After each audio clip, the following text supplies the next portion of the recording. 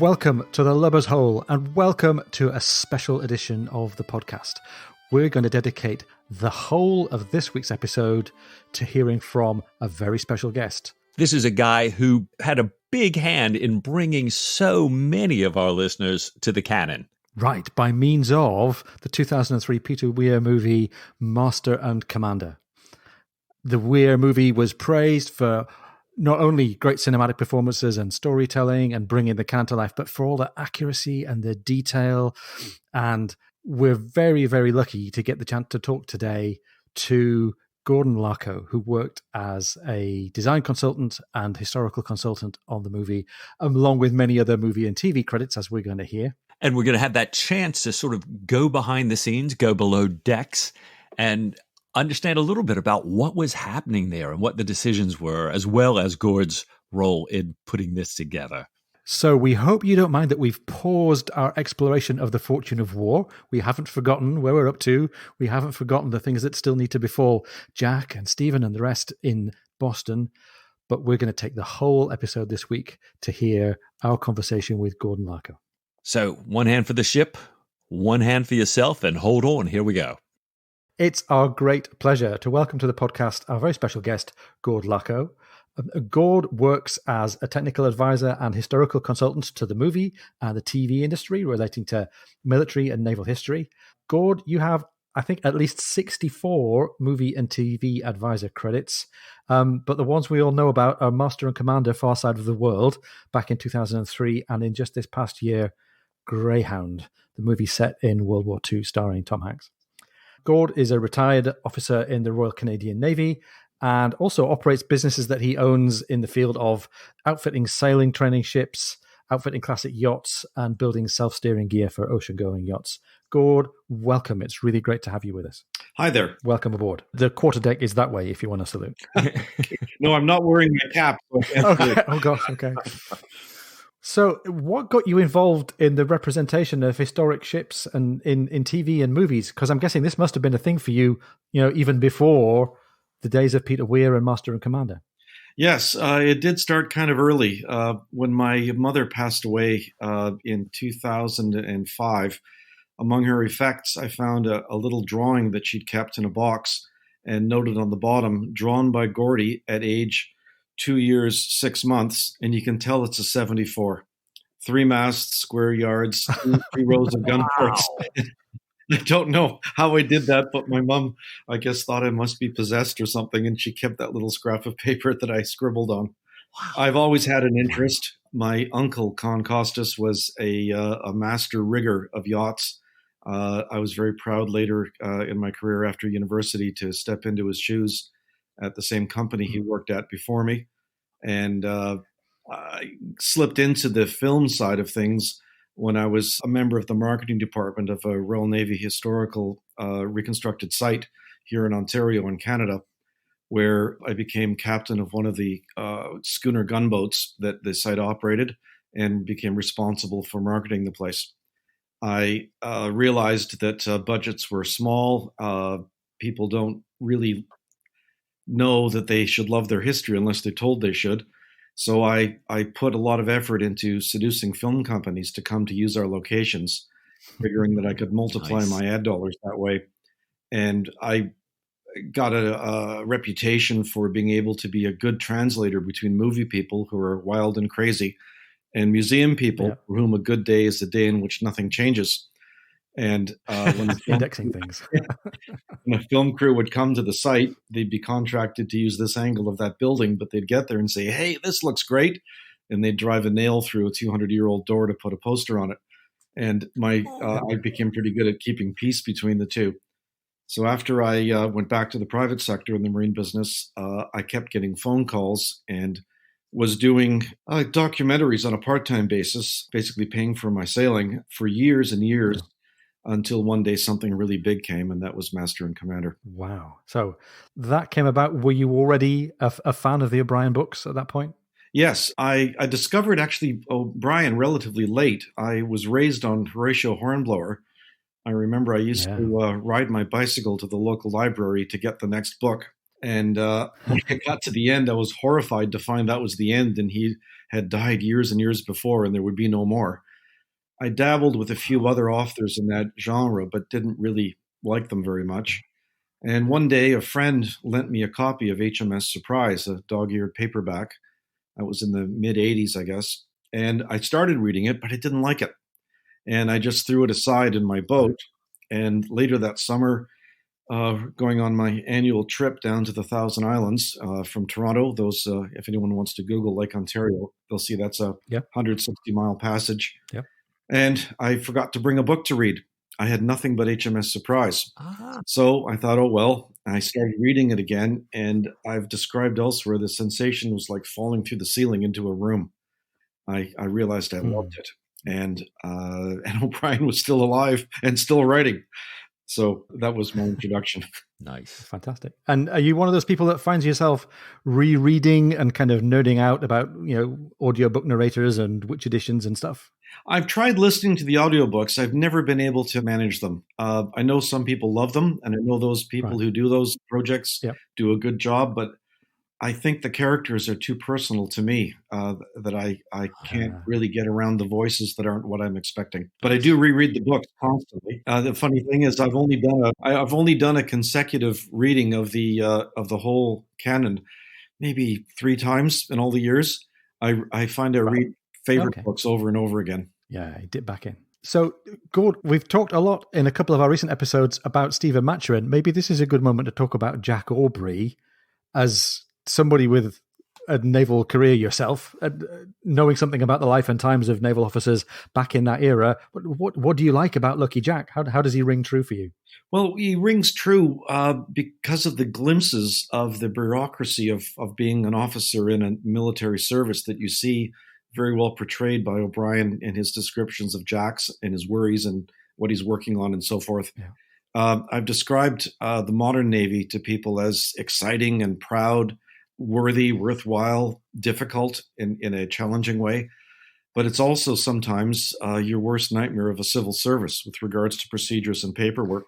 And I see glimpses of that in O'Brien's work with reference to Jack that I don't see in other historical fiction. An officer who's now passed away, who served in the RCN through World War II up to the 60s, said to me once, "Don't ever romanticize the service, Gord. It's bloody hard work, and our business is breaking things and hurting people when diplomacy fails."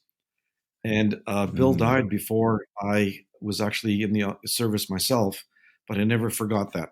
On the other hand, you have to have your head in the clouds a little bit or you wouldn't put up with the bad parts. Yeah.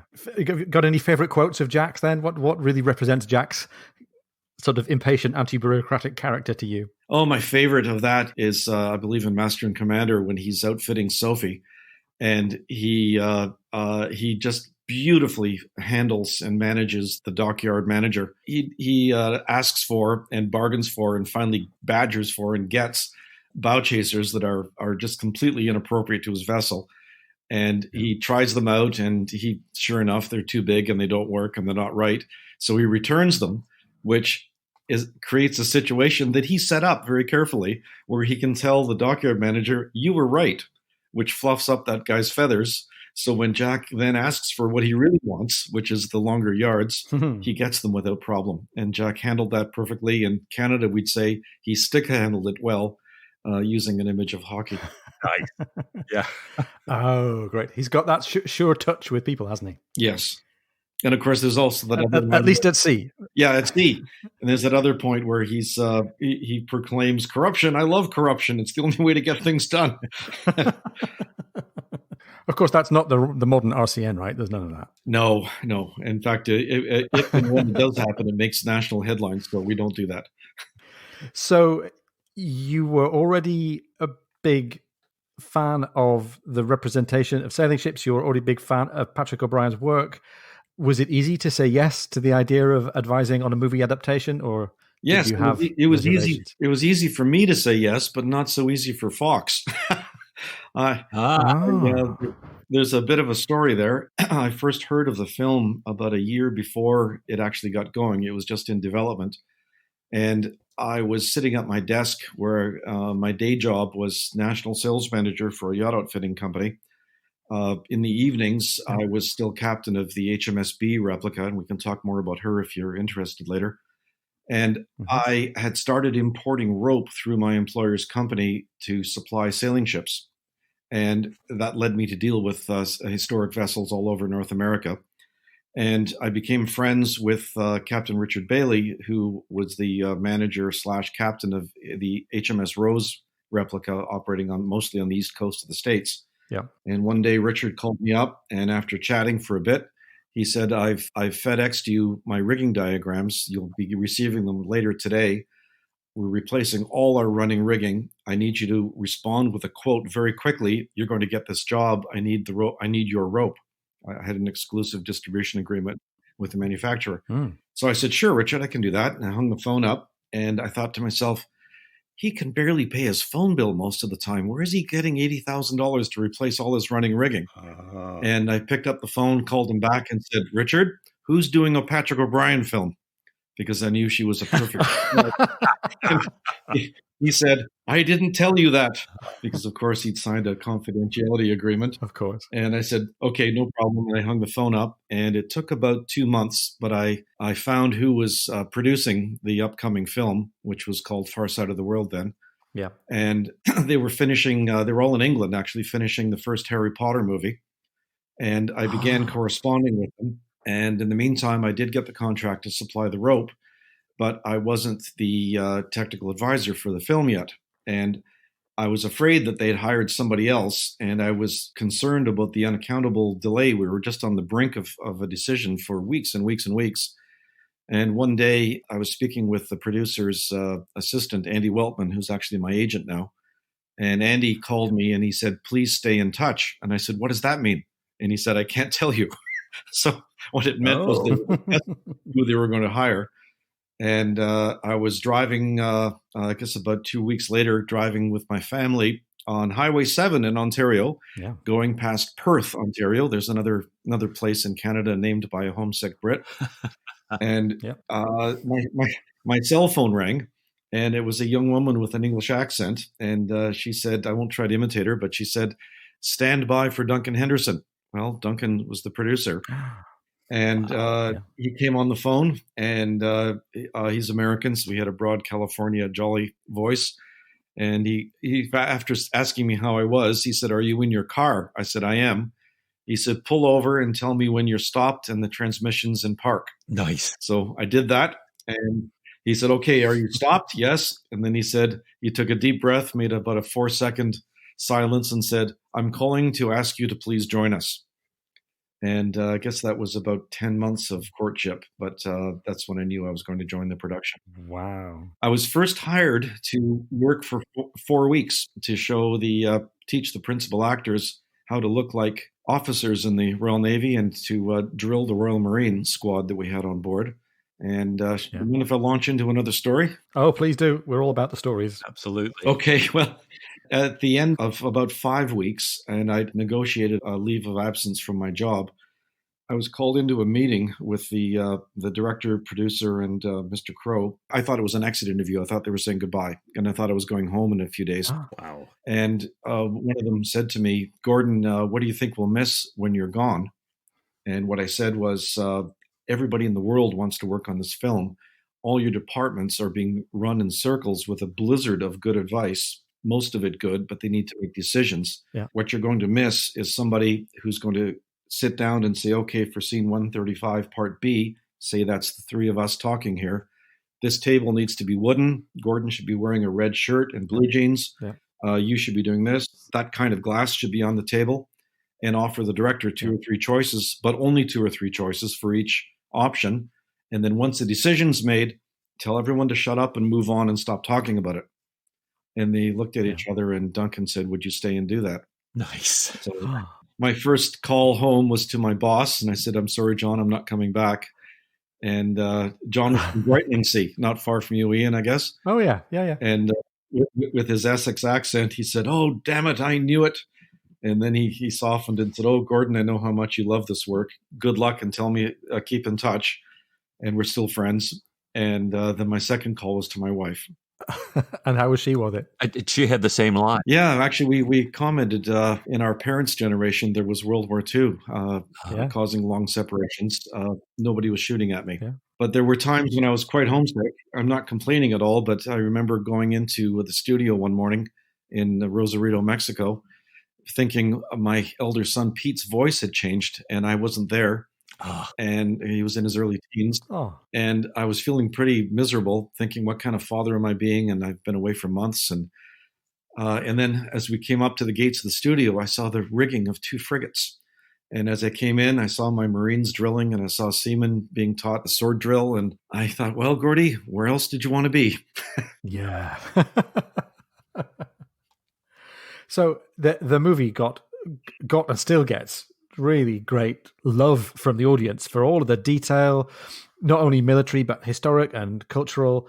I'm sure everybody's got their own favorite moment. Are there any particular moments in the movie where you look back on that and think, yeah, we really got that? Yeah, there are several.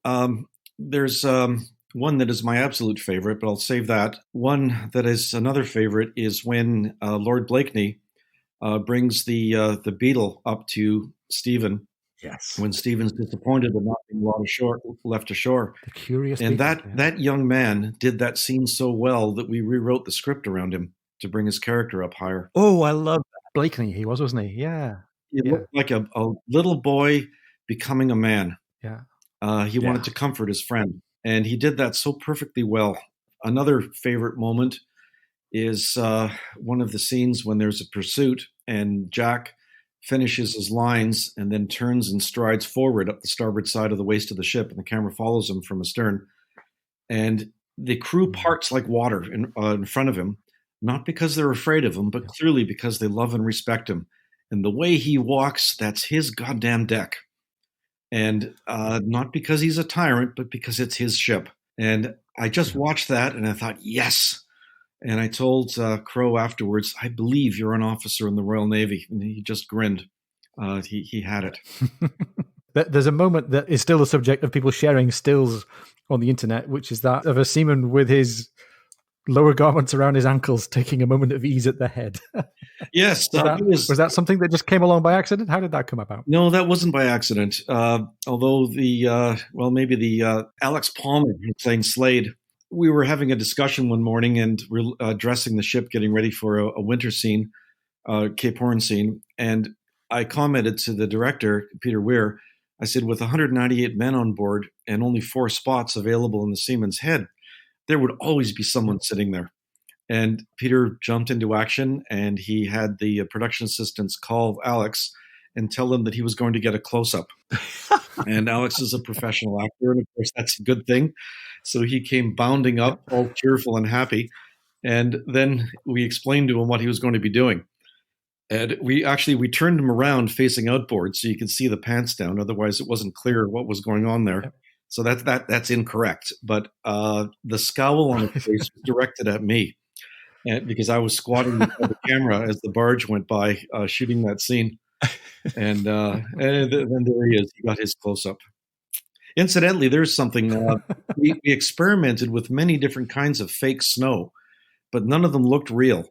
So what we ended up doing was mincing or shaving giant blocks of ice and blowing them on the ship. But we were in Mexico, south of Tijuana, north of Ensenada, and it was hot.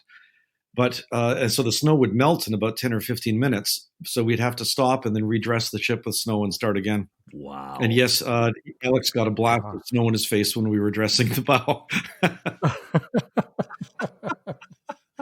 Oh, well, happy days, but worth it for a close-up, I guess. Yeah, I think so. I'm not sure he does. Actually, he was a great actor. When we were shooting another scene that he features in, it was off the coast of Brazil, and all the dugouts and launches were alongside, and the brisk trading was going on, and Stephen's gathering intelligence on where the frigate is and how far ahead she is. When we shot that scene, Alex took it on himself to embezzle ship's equipment. And you can see him leaning out a gunport, trading a boarding axe for, I think it's an arrow, a bow and several arrows.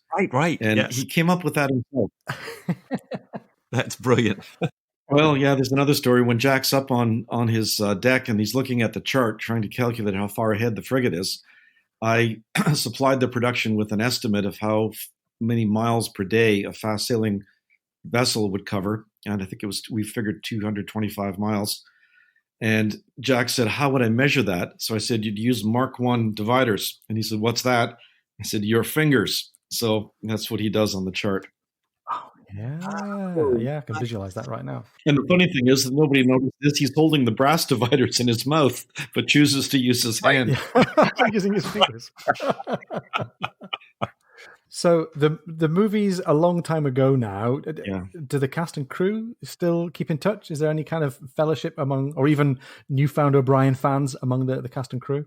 Well, I don't know about newfound fans. Most of us that I had direct contact with, including Tom Roth, who was a senior producer at Fox in those days and is the president of Sony Entertainment now, we're already Patrick O'Brien fans.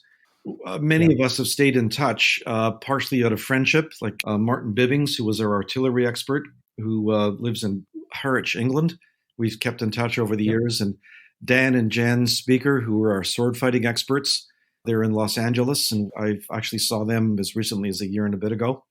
We stayed friends. It was a pretty happy crew. We all worked very hard together, but there was good leadership, and there was a feeling of purpose and crusade. It was a very happy crew. Nice. O'Brien fans especially seem to love the movie for the authenticity of the detail, just the same as they love the books for the way O'Brien seemed to breathe in all of this period detail.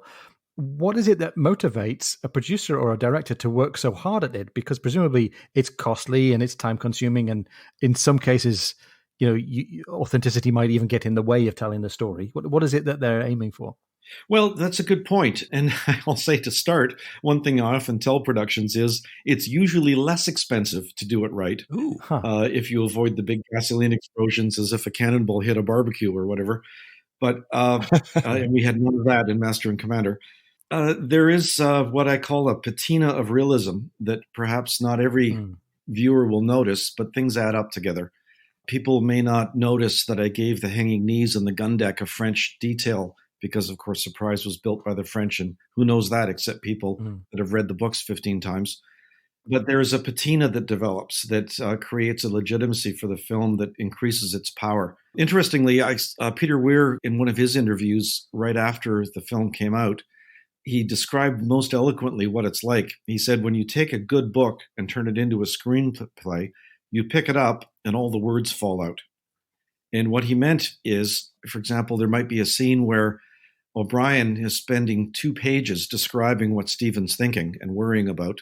Right. But our actors have to do it in 7 seconds by closing their eyes, sighing, and turning their head 7 degrees to the right. And the audience needs to understand that. And that's the real difficulty in the art in historical filmmaking. And that's where authenticity can help get that part of the story across. My job on these projects is to show the production as near as I can where understood truth is. And I think of that as the tracks down the center. So when the production has to make decisions to go port and starboard of the true course, they know when they're going off course and by how much. And sometimes I will decide that this is something I will argue about. And other times I'll say, yes, I understand why we're doing that. Actually, can I give you an example of that? That'd be great. O'Brien, all through the books, describes the distinctive ringing crack of a bronze gun. I was asked to come up with an actual description of that to give Richard King, our sound man, who won an Academy Award for his work, a brilliant guy, what that sound is. So I gave him a file of period first-hand descriptions of the sound of gunfire. They're actually not that easy to find. And I came up with the sound of bronze guns and people describing the sound of tearing silk as shot flew by and so forth, or the terrible sound of ripping silk. And the upshot of it was I was sent with Richard and a crew to northern Michigan in the winter to shoot guns of the right caliber and the right ranges for every time a gun is shot in the film. And we did that. Wow. And the interesting thing is when a bronze gun is fired, it sounds like an anvil being struck with a hammer. The bing that it makes almost overshadows the boom. And the sound of shot flying is actually absolutely horrifying. It's a warbling sound that you hear in the film. And when we brought all that back, the production decided, under Peter's leadership, that the sound of the gun firing the bronze gun was too jarring and distracting to leave the way it was. And again, the director said to me, Gordon, if I had a narrator, I'd put your voice on saying, the reason that gun made that distinctive sound was because, and describe it. He said, I don't want the audience distracted and to wonder what that was. I want them to concentrate on the courage of the young man who fired it. So you don't hear that ringing crack, unfortunately, but that's a diversion we made to tell the story. Fantastic. Interestingly, I got an aggressive email from a gentleman who was a veteran of World War II service when the film first came out, saying, I know those were rotated projectiles because I've heard them in flight. And he thought we cheated and diluted the quality of the film by having the wrong sound. But I was able to tell him, no, those were 9 and 12 and 24 pounder balls flying, and that's what they sound like. Ian, I don't know about you, but I've got to visit that head that you posted on social media. So it might be time for a quick break. I think it might.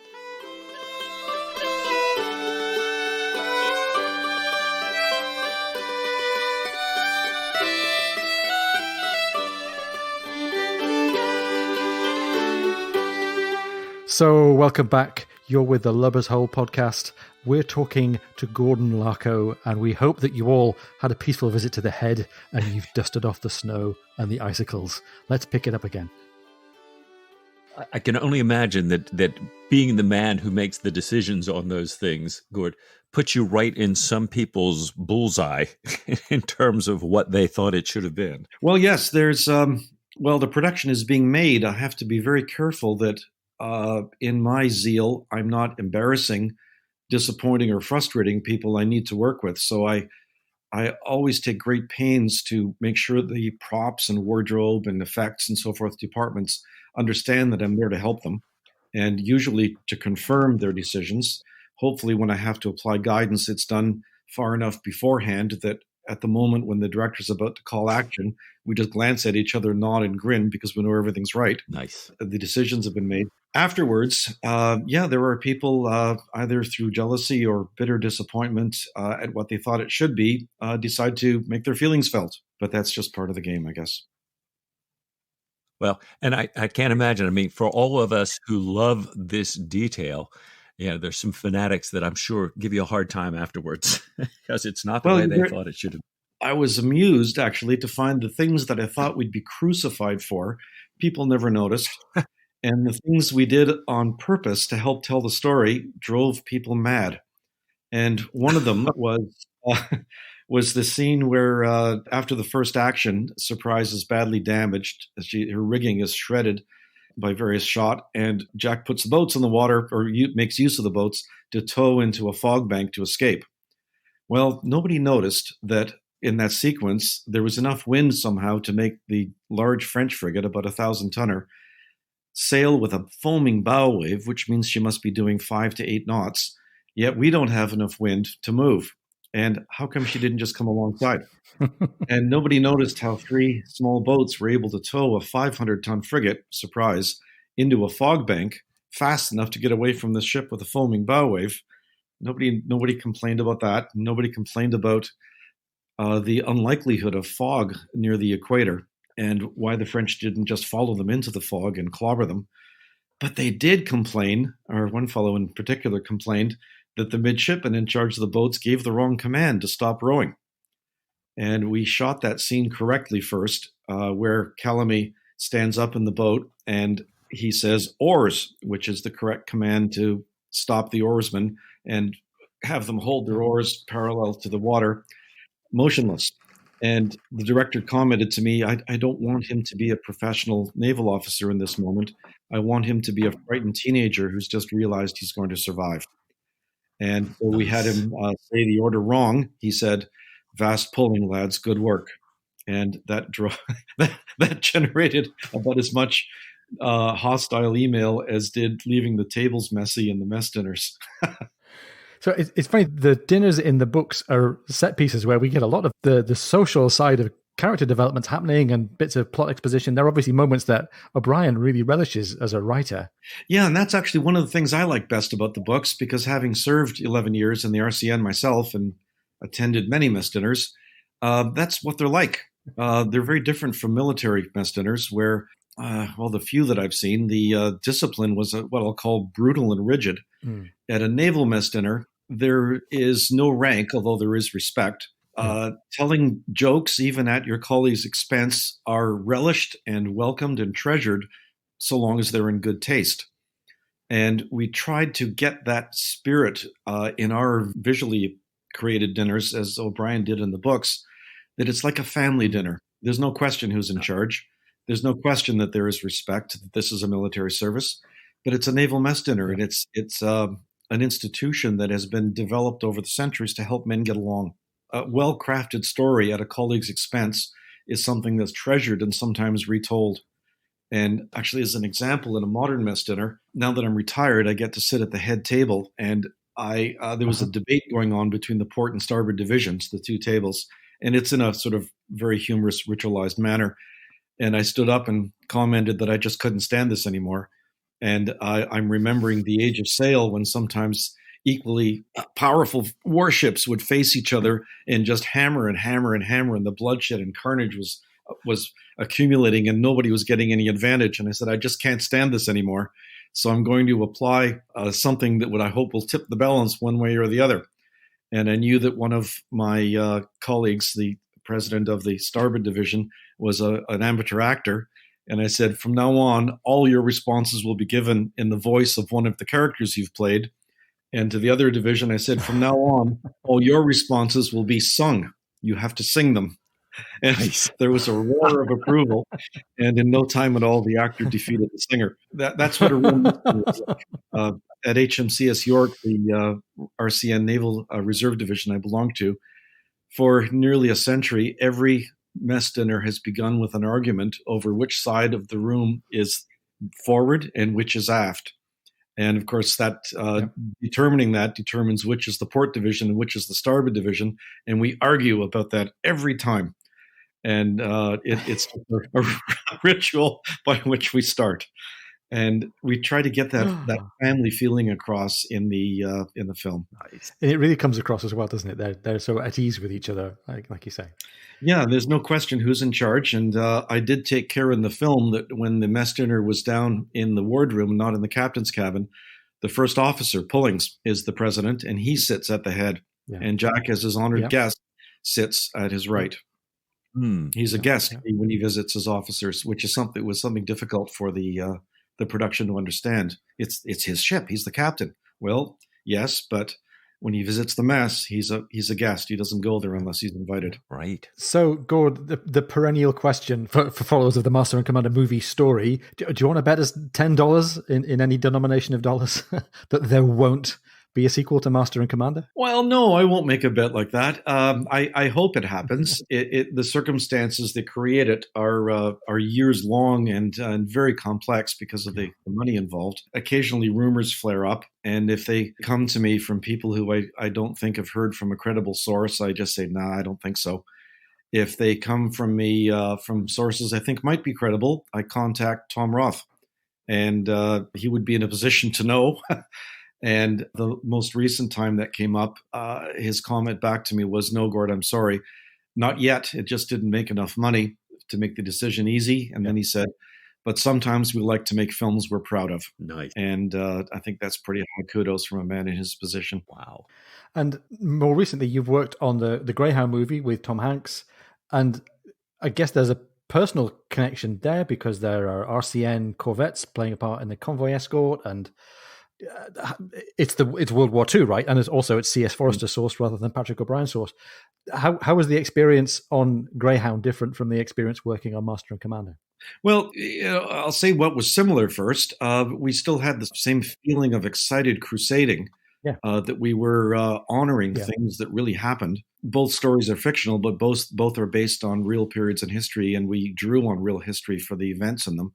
In Greyhound, I was in a position to honor particularly my late friend, William Lanose, who during the war, as Lieutenant Lanose, served aboard HMCS Assiniboine, who had her epic fight south of Greenland against U-210 where they had about a 40-minute gun battle on the surface before finally ramming and sinking her. Bill's the man who told me to never romanticize the service. He served in it all his life. I think he loved the service. He told me before he died, actually in the last days of his life, that he hated the war for it having robbed him of the carefree youth he should have had. He told me he hated the killing he participated in and witnessed. But then I remember he put his head back on the pillow and took a sigh and then looked at me with a completely different look on his face, like a hard squint. And he said to me, "But Gordy, nothing in my life ever matched being officer of the watch in a well-armed Canadian destroyer doing 36 knots off the coast of France, looking for trouble." And that's a great line. I never forgot that. And I described that to Mr. Hanks and our other actors. And I described it as the duality in a proud service. You don't like the killing. You regret the horror. You regret losing friends. You regret what you're doing to the other side. And Bill told me also that he hated shooting at other ships because he knew the communities that they were, just like his own. But it's what they did. And there is excitement. That's not the reason to go to war, but that's a seductive and dangerous element to it. And we did our best to put that into both Master and Commander and Greyhound and other productions I've worked on. I was just thinking, Gord, when you describe that we're in the midst of Fortune of War right now, and just this incredible respect that looking back in the canon, that the captains have for each other, that the crews have for each other, that, as prisoners of war, how they treat each other. And those, and you had the scene in Master and Commander with the two commanders, telescope to telescope, watching each other like that. And we've got that scene at the end of Fortune of War with Lawrence as well. So it just really brings it to life. I appreciate that, your Bill's comments to you there. Well, there was a scene that we talked about shooting where Jack was preparing Stephen before the fight with Asheron when they were in the whaler disguise, how to behave in the event that they lost. Oh. I wrote lines where Jack is telling Stephen, put your purse in your waistband, wear your best uniform, put your surgeon's warrant inside your coat, stay close to the officers. The officers will tend to look after each other. There was a sense then that they were fellow professionals. And I remember reading to the production a description of Colonel Ferguson during the American Revolution, famous for developing the Ferguson rifle, who had a chance to shoot George Washington and two of his aides with his remarkable rifle. But he didn't. And when he was asked why he didn't, he said, it's not the job of the professionals to murder each other. Without leadership, armies are mere mobs brawling without object. Wow. And there was that sense then that they needed to control the violence. And that carries through today, too. Officers carry small arms, not generally the same weapons, in World War II anyway, the same weapons as the soldiers. Yeah. Their job was to control the violence. Mm-hmm. Interesting point you brought up there. Nice. So in Greyhound, we've got this tension, I guess, between the fact that the original teller of the story, C.S. Forrester, was a Brit. He's telling a story about an American officer, but also at a moment in the war where the American Navy was new to the game, and there must have been a dynamic. Was it easy to portray the dynamic in the movie? And how did that relate to the dynamic that might have gone on really between the three different navies in the Battle of the Atlantic? It was not so easy. Those who have read The Good Shepherd will know that the main plot thread through that story was that Commander Krause didn't know what he was doing. He had to learn, and he was making mistakes, and people died as a result of his mistakes, but he learned. And he wasn't really hitting his stride until near the end of the story. That was softened somewhat in the film, although people who've read the books will see that when Commander Krause first steps into his wheelhouse, he sees that the two destroyers are off hunting on their own. They're not paying attention to his orders.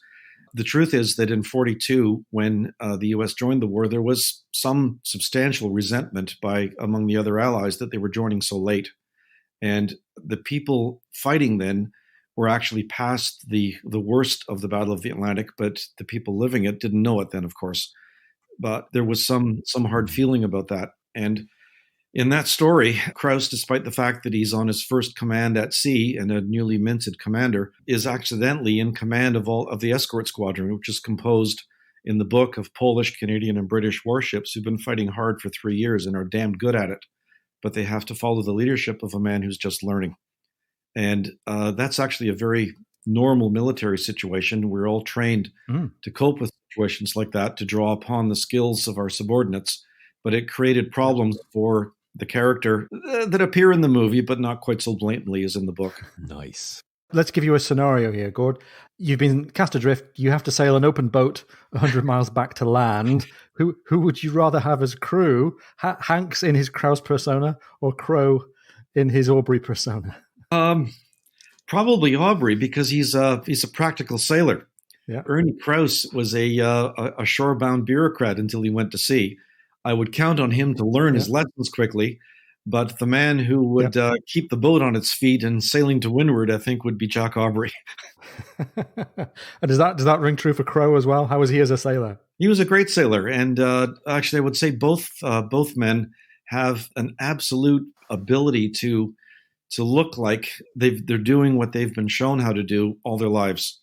Hanks had that as well, and they both have a command presence without being overbearing. I remember showing Jack Aubrey, Russell Crowe, how to hold a sextant, and after a couple of tries, he did it like he'd done it in heaving seas all his life. And I described that scene where he walks down the deck like he owns that deck. He knew how to do that. Yep. And Ernie Krause was a different sort of captain. He had I won't say a politeness about him, but there was that aspect. So when he bumps into somebody on the bridge, because of course they'd be jostling each other, he pats the kid on the shoulder as if to say sorry. He doesn't really mean sorry because he's the captain, but he's got that in him. And Hanks portrayed that very well. There was a scene where he's made an error in Greyhound, and Krause is looking at a tanker burning, and he's watching 40-odd men burn to death, knowing that he might have prevented it, and he's made a mistake. In The Good Shepherd, there's a page and a half describing the circumstances of the error and what he thinks he should have done and how badly he feels about it. I was watching on the set in Baton Rouge while we shot that scene. It was a set and a soundstage with screens all around it, so it was about as artificial as it could be. And we had a flickering red light shining in Mr. Hanks's face to simulate the burning tanker. But I saw in his face sorrow, regret, a bit of shame. And then he closed his eyes, turned to the left, and gave his next helm orders. You got to keep going. And I thought, yes, he's got it. That's a really great talent, isn't it? It's stunning. And it's what makes the story come to life in the movie as well, just so brilliantly. I hope so. Good. I remember when you and I were talking a little while ago, you've got a personal family connection to one of the characters, the real life characters in the Battle of the Atlantic. Go and tell us a bit about that. Yes, that's an amazing story. And thanks for prompting me. My dad was 14 years old in 1942, and he had a story he used to tell us about being sent by his parents down to Union Station in Toronto to stand on Front Street near the clock, the ornate clock that still stands on the sidewalk, waiting for his brother, Henry, to come home on leave and come striding out of the station. Henry was in the Army. And Dad described standing there with the crowds streaming in and out of Union Station on Front Street, seeing a senior German naval officer come walking through the crowd, parting them like the Red Sea. Mm-hmm. Dad said he had his coat over his shoulders, unbuttoned and arms not in his sleeves, his German naval officer's cap on his head askew, and being followed by two Canadian soldiers who were obviously his guards. But Dad said the man was just exuding arrogance to the point where there was no question who was in charge.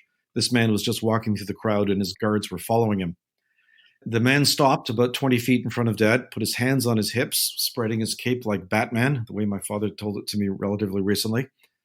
And he said he looked up at the Royal York Hotel across Front Street, looked back over his shoulder at Union Station, which is quite an imposing public building, looked down at his boots, shake his head, and then walked east with his guards following him. Now, Dad told that story several times over the years. When I was researching officers and behaviors for Greyhound, I came across Otto Kretschmer's autobiography. Otto Kretschmer was Germany's leading U-boat ace during World War II. He was captured alive in 1942 and sent to the prison camp at Bowmanville, Ontario. Kretschmer described being horrified at being brought into Halifax and seeing a busy, happy industrial port untouched by the war, with convoys coming and going. Mm. He said he was put on a train and sent into the interior of North America, past one big industrial city after another, which of course would have been Halifax, Quebec, Montreal, Kingston, and finally Toronto. Yeah. He said all untouched by the war. And finally, he said in Toronto, where he thought he was only going to find bears and log cabins, yet another big industrial city, completely out of touch, out of reach of Germany in the war. He said, he wrote in his diary, he said, I looked at my feet and I realized at that moment that we could never win the war. Wow. And I think my dad saw that moment. Who else could that have been? Wow. I've showed my father pictures of Kretschmer in his war years. But of course, Dad's 93 years old now, and that was a long time ago. Yeah. But who else could that have been? Well, it's a great story. And that's the essence of how World War II turned out the way it did in a nutshell, right? The overreach of the Axis and the economic power of the New World and the Old. Well, I've wondered sometimes why the Kriegsmarine did not put more effort into finding a way to blockade Halifax and New York. Yeah. Rather than looking for convoys mid-Atlantic. If they had put their resources into that, God help us, I'm glad they didn't. Yeah. Right. Did it ever occur to Dönitz and Raeder, or did... I bet it occurred to them. them.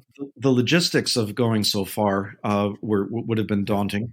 But if they'd gone, for example, up the St. Lawrence as they did in a disorganized way, if they'd done that in an organized manner, they might have done better. But I think, if you'll excuse me for speaking bluntly, I think in their arrogance they didn't quite understand the power of the New World. I don't think they understood it. Right. No, and I think they were continentalists and lovers of land armies and movement of men and machines around land. Yeah. And anyway, I'm not a naval historian, but like this rings really true. Wouldn't that be an interesting speculative history novel? Yeah, a bit of a bit of counterfactual. Yeah, that would be really interesting. Gord, you've advised on a Patrick O'Brian movie and on a C.S. Forrester movie and on a bunch of other productions as well. Are there any other books or authors that you'd still like to work on? Well, I'm actually working on an animated fantasy right now, which is not my normal fare, but the freedom of being able to just make stuff up as long as it's got the flavor is quite exhilarating. That's a feature film for Netflix called Jacob and the Sea Beast. If anybody ever did a feature remake of The Dam Busters, I'd love to work on that. I've done a fair bit of World War II and Great War material. Funny thing is, I rarely work on the next picture that I'm chasing. Master and Commander is an exception to that. Usually they come out of nowhere while I'm in the midst of courting another one. A Greyhound was that way. I'd fallen asleep on my couch with a pizza on the table while my wife was away, and woke up after midnight thinking, oh, blast, I've fallen asleep in front of the TV, and picked up my iPhone, and there was a text to me from a producer I've worked on a couple of films with saying, call me now. And he'd written about half an hour earlier. Oh, so I phoned him, and literally 37 seconds later, I'd said yes to working on Greyhound. So you never know what's next. It's funny. You just said you never know what's next. And our next question is, what's next for Gordon? Well, there's Gordon Laco. There's several brewing. I guess I'm up to my hips in Jacob and the Sea Beast right now. And the ship outfitting is going strong too. So I guess that's what's keeping me busy. Nice. Gord, it's been. Oh, Mike, do you want to do a wrap up, because I've hogged a lot of the airwaves here. No. It's been my pleasure to listen to the two of you, because Ian is absolutely the historical one on our duo, and I love the people and the emotions. I was so blown away preparing for this. I watched Master and Commander again, and that juxtaposition of incredible, accurate detail, almost like a classical painter. And then I kept feeling like the way that they would almost do a Monet-like impressionist thing to, in 7 seconds, capture what would be pages of text.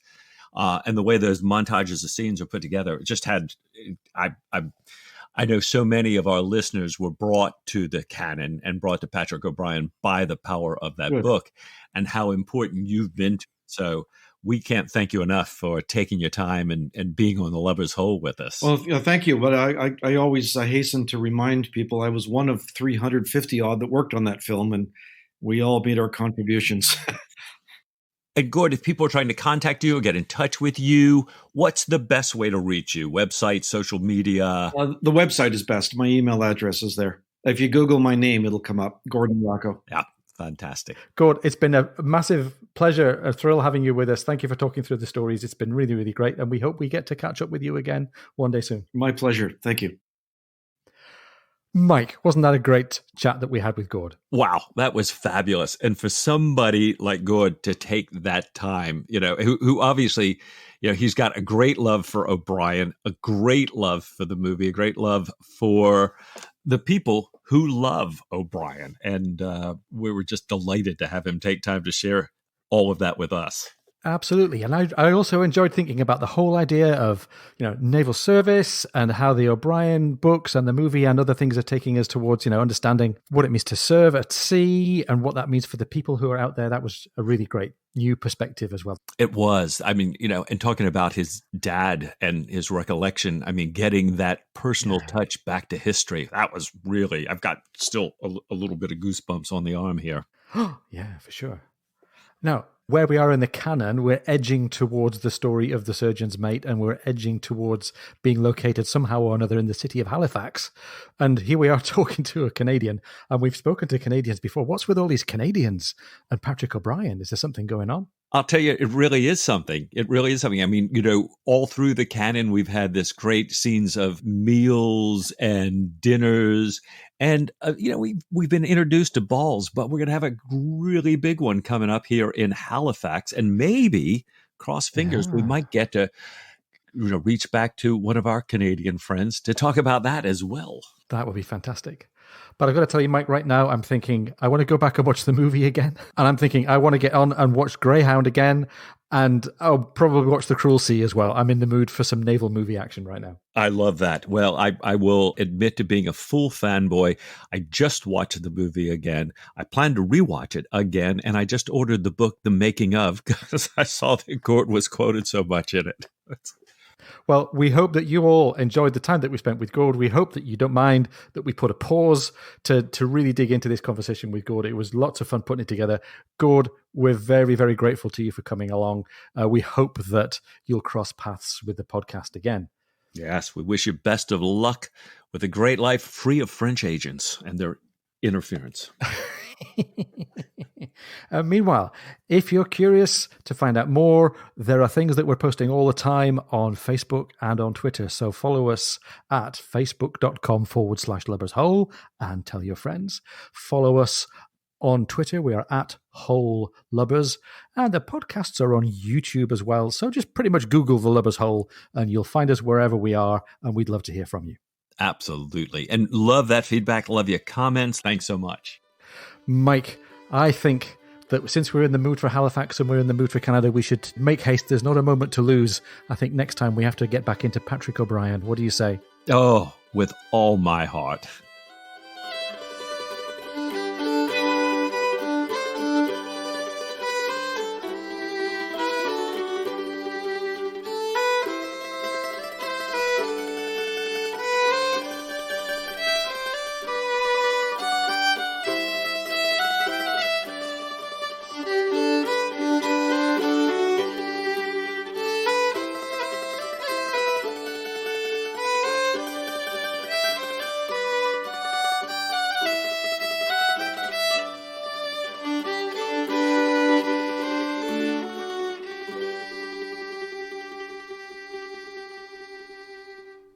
Thanks, mates. Bye-bye.